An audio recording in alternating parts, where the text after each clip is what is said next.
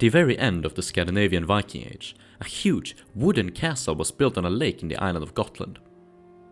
A large number of houses and other buildings were erected on a vast platform floating in the middle of the water.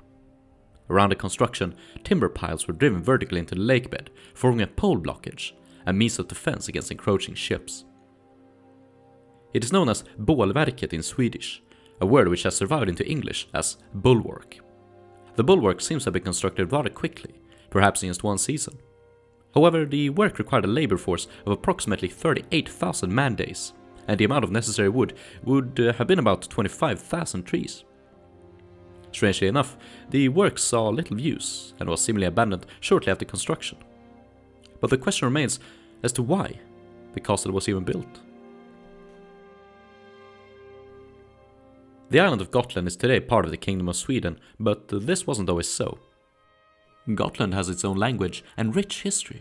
In ancient times, the islanders had their own religion separate from the rest of Scandinavia, and appeared to have worshipped the sun. The Viking Age was especially prosperous for the island. Free from external threats, its merchants brought in trade from as far away as Arabia.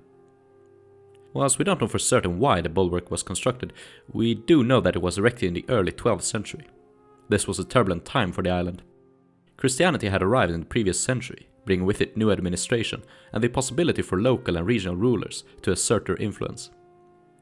The bulwark on Gotland may have been built as a result of internal conflicts, the old versus the new, Christianity versus paganism, or simply a power struggle between landholders. Maybe it was a defensive act against an external threat. We do know that king and clergy of Sweden began exercising their control over Gotland in this era. Due to the power of the local landholders, an external power was largely incapable to do anything of note without their consent. Either way, simply constructing the bulwark was a show of power. Doing so in such a short amount of time showed the extraordinary ability to effectively mobilize a labor force and put it to use. The purely symbolical function might be why the bulwark was abandoned so quickly. Or perhaps the threat disappeared. One of these threats may have been the Slavonic pirates that harassed the Scandinavian coastlines. Archaeological findings from the lake include a masted boat, believed by some historians to be of Slavonic origin. The Slavonic peoples included the Wends and Pomeranians of the southwestern Baltic coast, today part of Germany. They were known to build their boats with bulwarks, used moss for caulking, and rather than joining the woodwork with iron nails or rivets, they used wooden nails, called trenails. Scandinavian boats, as a comparison, used regular iron nails and rivets. The Wendish pirates were incredibly prolific in the early Middle Ages. Contemporary writers noted how entire sections of coastline were deserted in fear of the pirates, who sometimes traveled in a fleet of 650 ships, these being large enough to carry cavalry. I'm incredibly fascinated by them, so tell me in the comments if you'd like a video dedicated entirely to the subject. But just how was the bulwark built? The main structure of the bulwark was a square consisting of 4 rows or piers. Each one was 170 meters long and 30 to 40 meters wide. Houses were built on top of them, and the center of the square formed a large pool, big enough to safely harbor around 200 early medieval ships. A palisade was erected in the water around the bulwark, with narrow openings allowing ships to pass through. Construction of the bulwark seems to have begun in winter.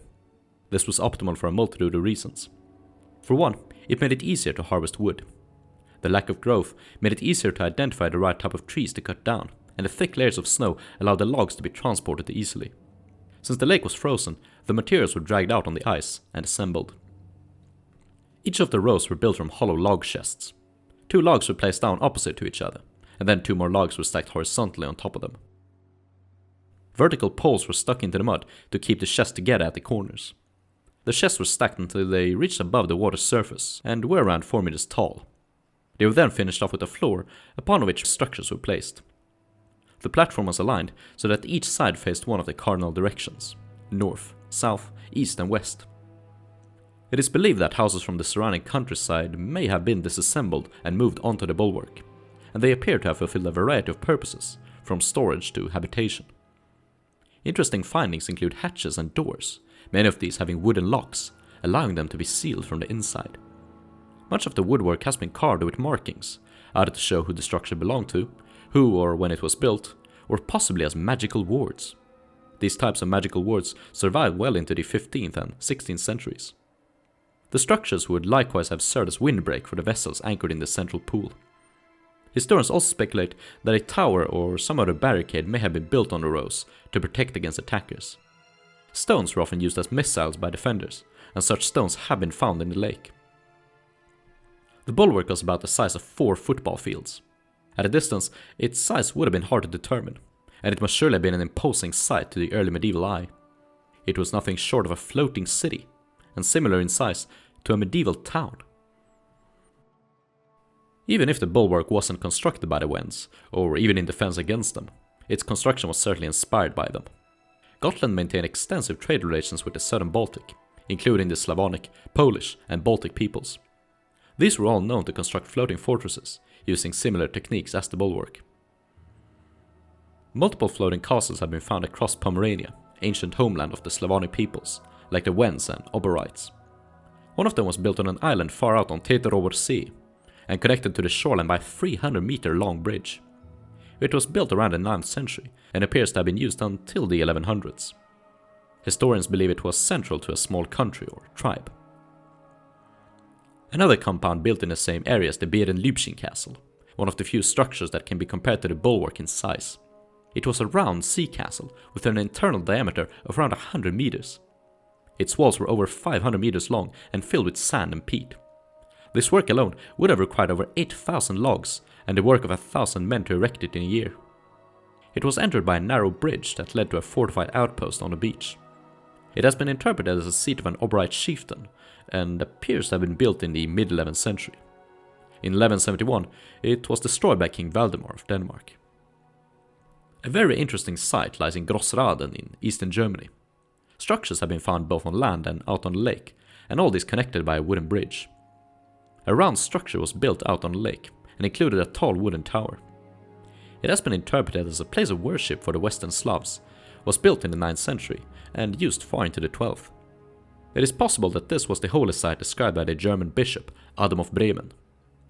According to him, it was a large temple in the middle of a lake, with 7 entrances, and a great idol at its center.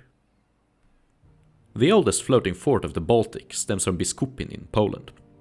Dating back as early as the 8th century before Christ, this ancient fortress was built with similar techniques in the middle of a lake. The structure rested on timbered chests, with houses arranged on top in long rows. A younger settlement was built nearby on an island. The Biskupin village has been recreated in modern times as an open-air museum, which you can go and visit today. Smaller floating forts have been found in eastern Poland. These date back to Roman times and were often built close to natural islands. Remnants of 10 floating structures have been tracked across Latvia. The most analyzed has been the construction at Lake Araisi in the Chesis district. It was built like the bulwark, a platform of timbered chests laid with a floor, houses on top, and surrounded by a palisade. It has been dated back to Viking times, and owing to local legends of floating fortresses, it is believed that it belonged to a local noble. It has also been proposed that the Araisi structure was used as a sort of specialized workshop, possibly using forced labor. Maybe the palisade wasn't supposed to keep attackers out, but keep the slaves inside. The other findings in Latvia had gone largely unexplored, but evidence points to them having been erected after Araisi. This might indicate that the technique was a newer arrival to the eastern Baltic, compared to the west. A similar structure was found across the border in Estonia, in the lake Valjärv. It dates back to the latter half of the 11th century, and likely followed the tradition of its Latvian counterparts. Oral traditions claim that the fort was once the residence of a powerful noble. When he decided to marry his sister, the fort was struck by lightning. It caught fire, and the bridal couple and all the guests vanished into the lake. It might seem like a melodramatic story, but evidence does point to the structure having burned down. Floating forts are an ancient Baltic tradition. Whether they were built as centers of trade, religious worship, slave workshops, or capitals of authority, they are evidence that the ancient Europeans were not as barbaric as some believe. They had both a tactical and strategic mindset, and the ability to organize enough resources to build projects that even baffle us today. Such structures have likewise been found outside of the Baltic. In Switzerland, palafittes are floating villages built close to the beach and date back as far as the Stone Age.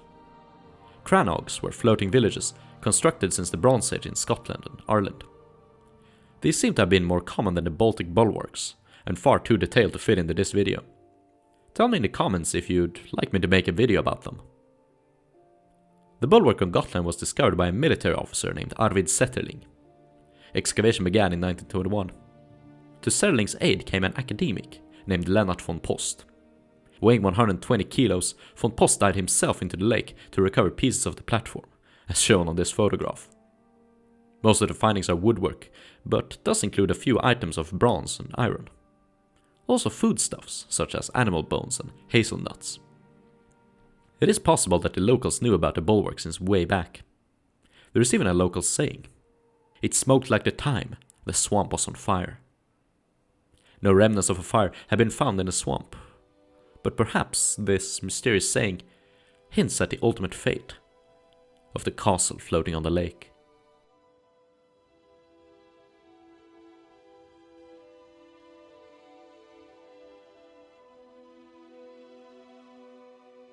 If you enjoy the content I produce, consider supporting me monetarily on Patreon. You'll find the link in the video description. Otherwise, please give the video a like and a comment, so that YouTube will show it to more potential viewers. And why not share it with a friend? Cheers.